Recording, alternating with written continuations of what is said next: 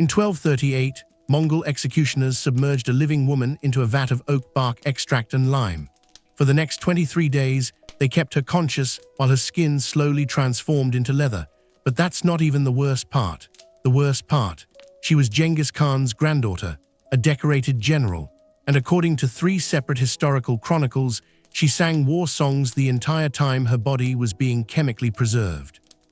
By the end of this video, you'll understand 3 things that historians have tried to bury for over 700 years. First, the exact chemical process that turned living human tissue into leather while the victim's brain remained fully aware. Second, the identity of the legendary female general who endured this fate and why her own family ordered it. And third, why the Mongols considered this punishment merciful.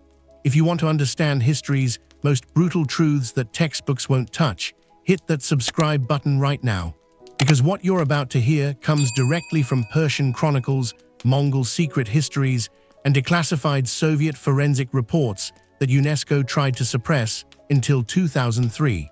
Let's go back to 1238. But to understand why this happened, we need to talk about the warrior women the world forgot. The Mongol Empire didn't conquer 20% of Earth's entire landmass by accident. By 1240, Mongol forces controlled territory from Korea to Hungary, from Siberia to Iraq. Over 100 million people lived under Mongol rule. And here's what your history teacher never told you: 20% of Mongol military officers were women, not support staff, not nurses, combat commanders. The daughters of Khans led cavalry charges. They besieged cities. They executed prisoners. Genghis Khan's own daughters governed conquered territories the size of modern France.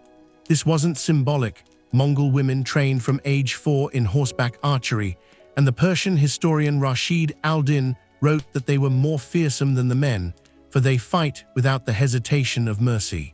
But here's the catch that made Mongol society so terrifyingly efficient.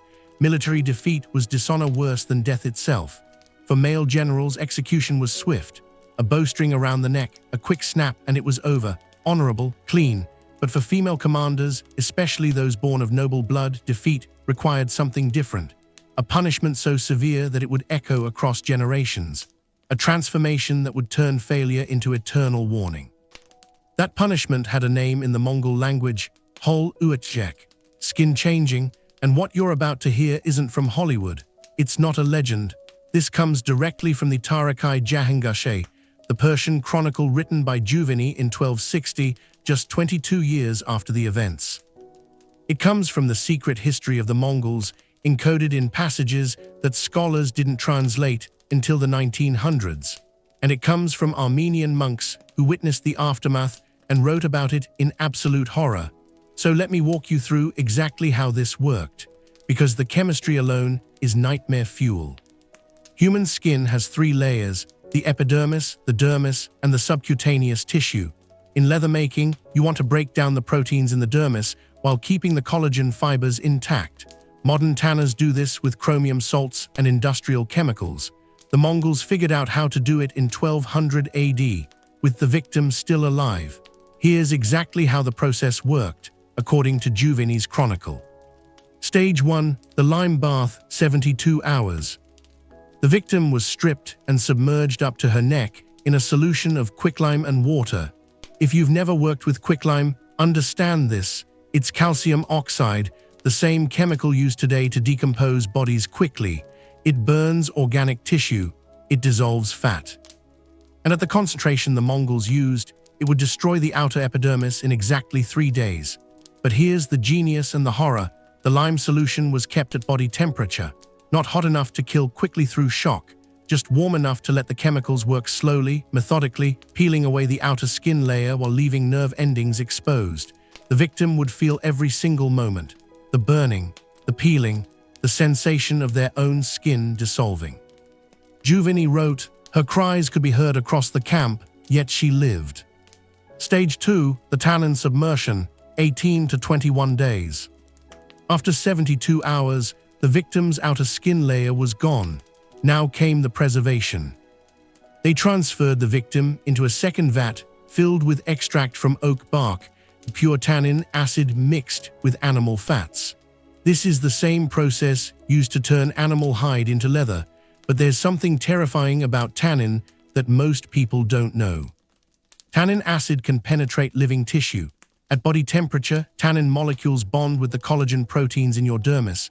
They crosslink, they bind. They essentially mummify the tissue while blood is still flowing through it. The process moves from the outside in. First, the skin on the arms and legs, then the torso.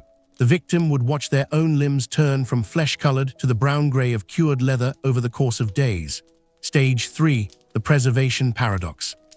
Now here's where it gets truly diabolic. The Mongols knew that their victims would die from infection or organ failure before the tanning was complete. So according to the secret history's encoded passages, the shamans administering this punishment did something unthinkable. They kept the victim alive artificially, herbal stimulants to keep the heart beating, regular water to prevent dehydration. And this is recorded in the Armenian Chronicle. They force-fed the victim a paste made from liver, which we now know is rich in vitamin K. Why vitamin K? Because it's essential for blood clotting and keeping someone from bleeding out internally. They were deliberately extending the suffering. Juveni writes that most victims survived between 19 and 26 days. Their nerve endings would die gradually as the tannin penetrated deeper, which means the pain would slowly fade, but the awareness wouldn't. Imagine being conscious, watching your arms turn to leather, feeling sensation disappear inch by inch up your limbs, knowing that your own body is being transformed into an object while your mind remains trapped inside. But here's the question that haunted me when I first read these accounts. Who could possibly perform this ritual? Who had the knowledge, the precision, and the stomach to keep someone alive through weeks of chemical torture? Don't click away, because the answer reveals something even darker about Mongol society. The people who performed the skin-changing ritual weren't soldiers. They weren't executioners.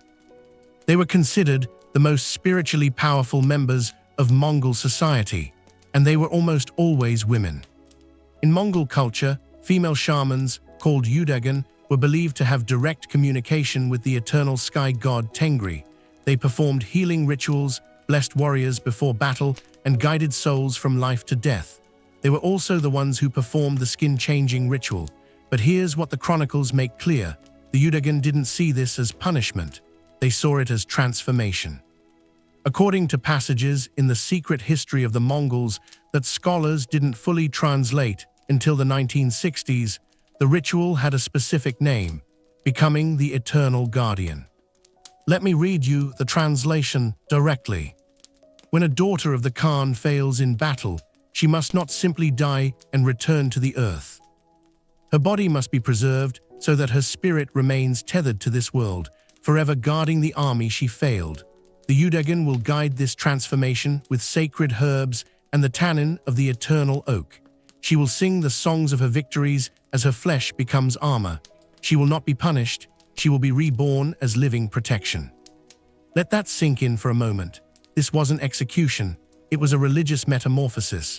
The Mongols genuinely believed they were giving failed generals a chance at redemption by turning their bodies into literal armor and standards that would be carried into future battles. The yudagan who performed these rituals were trained from childhood. They learned exactly which herbs would keep someone conscious without causing shock. They mastered the chemistry of tannin concentrations. They understood human anatomy well enough to know how to keep major organs functioning while the skin was being chemically transformed. And according to the Armenian Chronicle history of the nation of archers, written by monks who witnessed the aftermath of Mongol conquests, the witchwomen of the Mongols possess knowledge of the body's preservation that surpasses even our physicians. They can extend life beyond its natural end, trapping the soul in decomposing flesh. We have seen their work, the leather idols that once were women, mounted on poles, carried before the armies. Some still had awareness in their eyes. Now for decades, historians dismissed these accounts as exaggeration or propaganda. Medieval chroniclers were known for embellishing enemy atrocities. But then, in 1961, Soviet archaeologists excavating the site of Karakorum, the ancient Mongol capital, found something in a sealed ceremonial chamber. They found shamanic tools, bronze needles, vats with residue that tested positive for high concentrations of oak tannin, and ritual instructions carved into stone tablets that matched the descriptions in the Persian and Armenian chronicles almost exactly. The ritual was real. But there's one more detail from the secret history that reveals just how ritualized this process was. The Udagan would keep the victim conscious through herbal stimulants so that she could complete the journey, meaning she was expected to remain aware through the entire transformation. Why? Because according to Mongol belief, if the victim lost consciousness or died before the tanning was complete, her spirit would escape and the armor would be powerless. The suffering was the point. The consciousness was essential. Now you might be asking yourself, did this actually happen? Do we have names? Do we know of anyone specific who endured this? And that's where this story gets personal. Because there's one name that appears in not one, not two, but three separate historical chronicles from different cultures. A woman whose own grandfather was Genghis Khan, a decorated cavalry general who commanded 10,000 warriors, and someone whose failure was so catastrophic that even noble blood couldn't save her.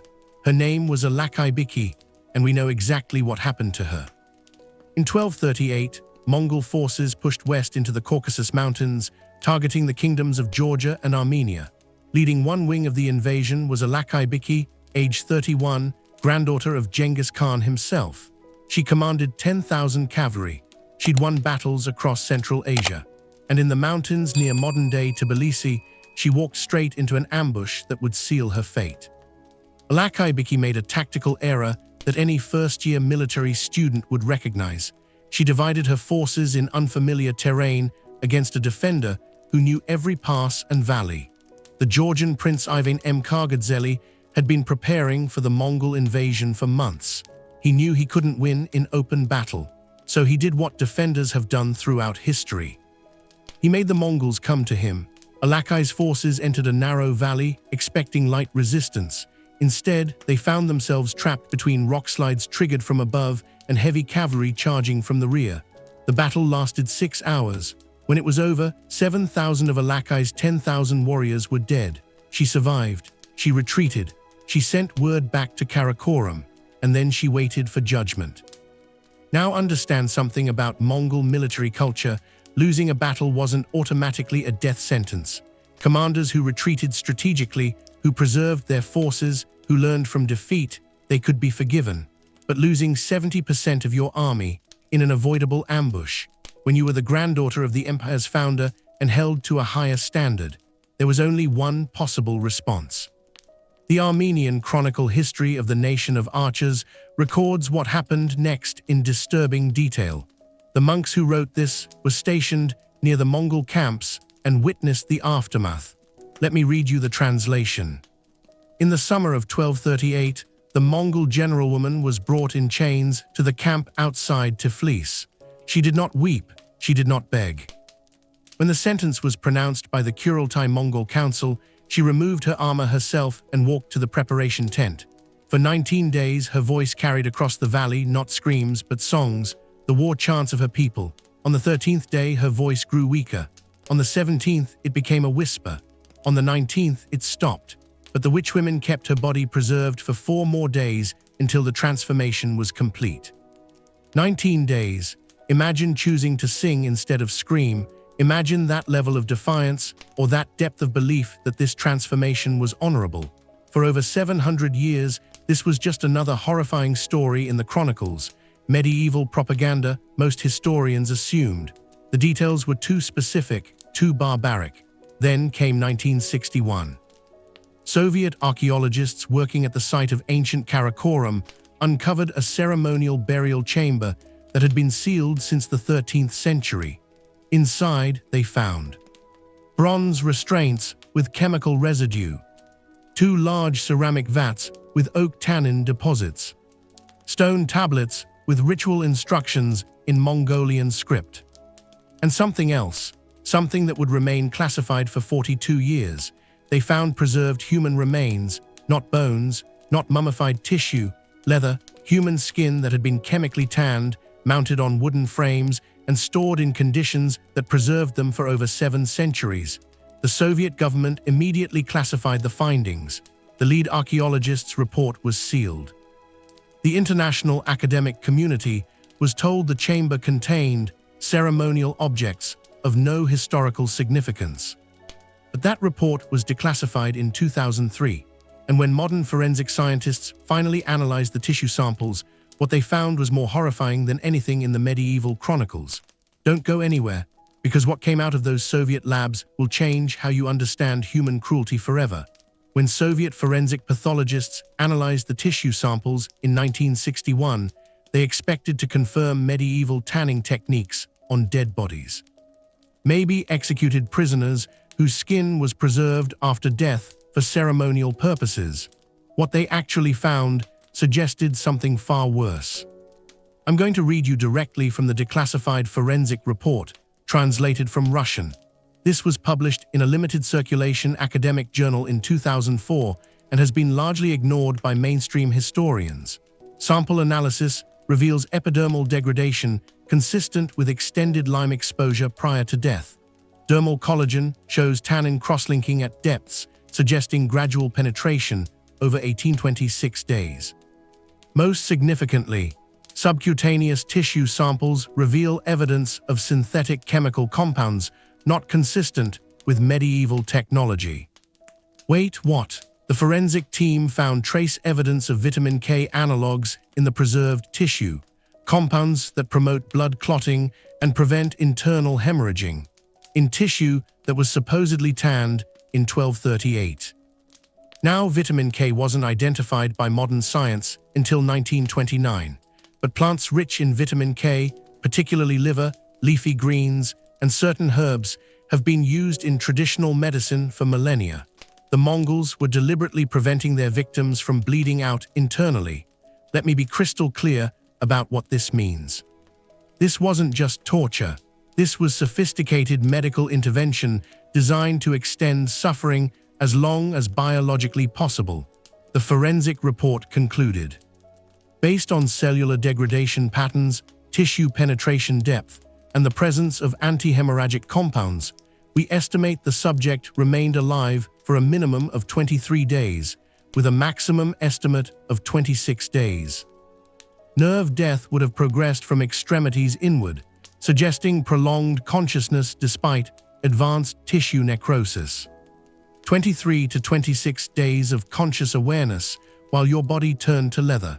But here's where this story goes from individual horror to calculated psychological warfare. The Mongols didn't bury these remains, they used them. According to both the Secret History of the Mongols and Juveni's Persian Chronicle, the preserved bodies of failed generals were mounted on poles and carried at the front of Mongol armies during subsequent campaigns. Think about the psychological impact of that. You're a defender on a city wall. You see the Mongol army approaching. And at the front of their formation, mounted on standards like battle flags, are the preserved bodies of their own failed generals. The message was unmistakable.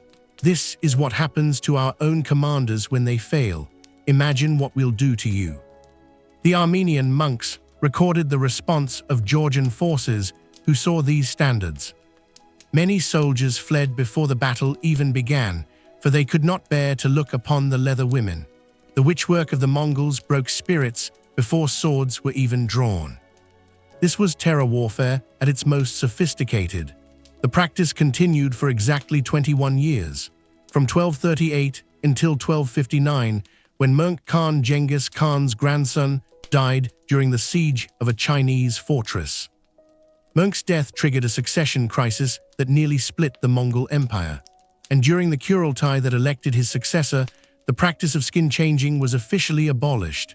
Why? According to later Mongol chronicles, the new Khan Kublai, that Kublai Khan argued that the practice weakened the resolve of female commanders who feared failure more than death itself. He was right. By the 1250s, Mongol women were increasingly refusing military commands. The threat of skin changing had become so terrifying that it was actually undermining military effectiveness. The punishment was too effective. It had to end. But here's the final twist to this story. When the Soviet findings were initially presented to UNESCO in 1962, requesting international cooperation for further study, The organization made a decision that haunts academic transparency to this day. They buried it. UNESCO's official reasoning, declassified in 2003, the findings, if publicized, could inflame cultural tensions between modern Mongolian peoples and neighboring nations. The historical context is too sensitive for public discourse. Translation: the truth was too horrifying, so let's pretend it didn't happen. The Soviet research team was ordered to seal the samples. The excavation site was quietly backfilled, and for 42 years, only a handful of historians knew that the medieval chronicles weren't exaggerating. They were underreporting. Today, if you visit Mongolia, you won't find any memorials to the women who suffered skin changing. You won't see museum exhibits about Alaqai Beki or the Yudagan shamans who performed these rituals. The Mongolian government, understandably, doesn't promote this aspect of their history, but the evidence exists. The forensic reports exist. The chronicles from 3 different cultures all confirm the same horrifying details. And the bones of Karakoram still hold secrets that UNESCO decided the world wasn't ready to face. So let's come back to the question I posed at the beginning. Why did the Mongols consider this punishment merciful? Because to them, it genuinely was. It was a chance at redemption.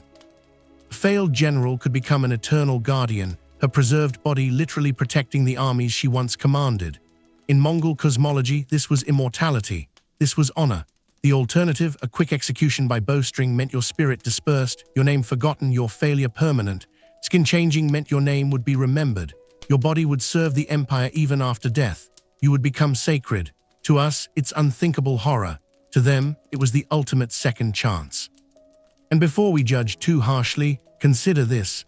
We still sacrifice people to institutional honor. We just do it slower. We sacrifice people's mental health to corporate productivity. We sacrifice soldiers to political honor. We sacrifice whistleblowers to institutional reputation. We're still turning people into objects in service of larger systems. We've just sanitized the process. The Mongols were honest about it. There was no euphemism, no corporate language, no strategic restructuring. Just the brutal mathematics of a meritocracy that valued results over everything, including humanity. I'm not saying their way was right. I'm saying we should at least acknowledge our own versions of it. So here's my question for you, and I genuinely want you to think about this before commenting. If you lived in that culture, with those beliefs, would you choose the quick execution? Or would you choose 23 days of agony for the chance to be remembered forever, to serve your empire even after death, to transform your failure into something sacred? Comment below. And be honest with yourself about why you'd choose what you choose. If you made it this far, you're clearly someone who doesn't look away from history's brutal truths. Hit that subscribe button because next week, I'm diving into something equally disturbing. The reason Mongol horses could run for 3 days straight without water, and the answer involves blood drinking, selective breeding, and a cardiovascular adaptation that modern science is trying to replicate for human athletes. It's exactly as wild as it sounds. Thanks for watching. Thanks for not looking away. And remember, history isn't pretty, but understanding it is the only way we stop repeating it. I'll see you next time.